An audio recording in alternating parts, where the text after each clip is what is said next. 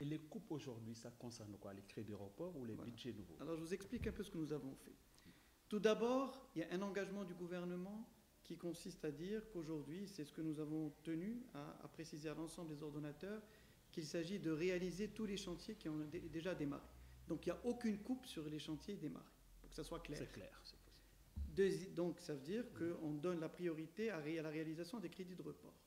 Deuxièmement, nous nous sommes également donc engagés à maintenir tous les projets prioritaires. Donc l'ensemble des ministères vont définir, ont travaillé donc depuis la circulaire du chef du gouvernement pour voir là où ils pouvaient donc faire donc une réduction au niveau des dépenses donc d'investissement pour les reporter à l'année prochaine.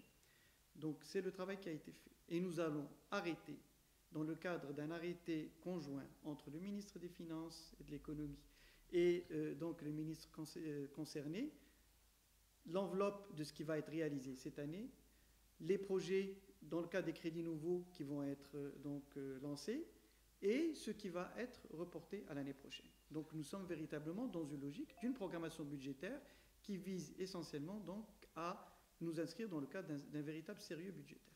Donc les entreprises qui ont investi, qui ont commencé des projets, n'ont rien à craindre parce que ça va continuer au fait. Au contraire, c'est mieux parce que grâce à ce que nous avons fait, nous nous inscrivons dans une logique d'une meilleure gouvernance donc des finances publiques qui va permettre, aux entreprises qui travaillent donc avec l'État d'être payées et d'être payées à temps.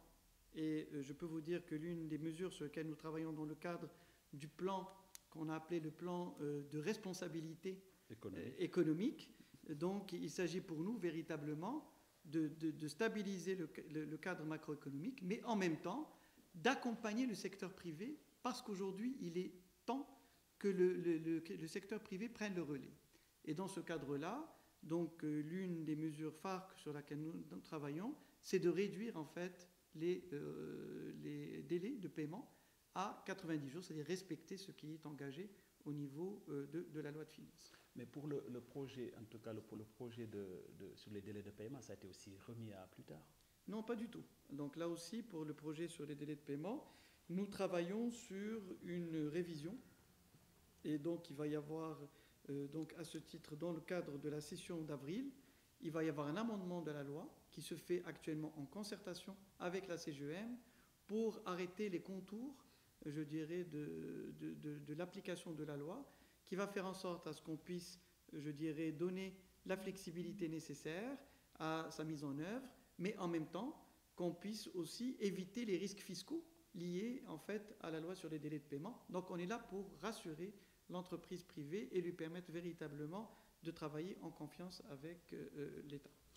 Qu'en est-il aussi de remboursement de TVA sur l'année dernière, par exemple, aujourd'hui, en fait, comme vous le savez, l'une des orientations qui ont été données à la Direction générale des impôts, c'est d'accélérer le remboursement donc, de la TVA.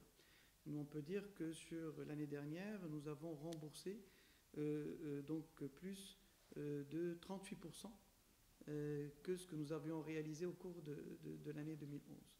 Donc on a fait 5 milliards 300 millions de dirhams contre 3 milliards 800. Donc il y a une amélioration et cette année nous allons poursuivre sur cet rythme en donnant la priorité aux petites et moyennes entreprises. Et comme vous le savez, nous travaillons dans le cadre des assises fiscales sur un projet phare qui est la réforme de la TVA dans sa globalité.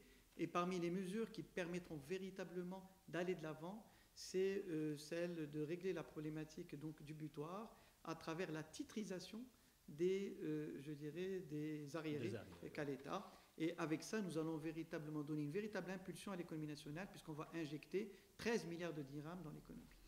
Qu'est-ce qui est prévu aussi pour les entreprises qui attendent d'être payées par l'État, de peur justement de perdre leurs compétences en licenciant peut-être des ressources humaines? Alors, il faut clarifier que concernant donc, les retards de paiement de l'État, donc au niveau des ministères, on est à 109 jours.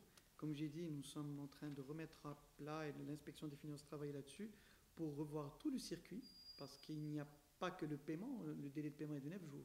Le problème, c'est tout le circuit de réception provisoire, réception définitive, le paiement. Donc on est en train de remettre à plat tout le processus pour pouvoir véritablement, je dirais, donc respecter les délais qui sont inscrits pour l'État qui sont de 90 jours. Nizar Baraka, merci beaucoup. Merci.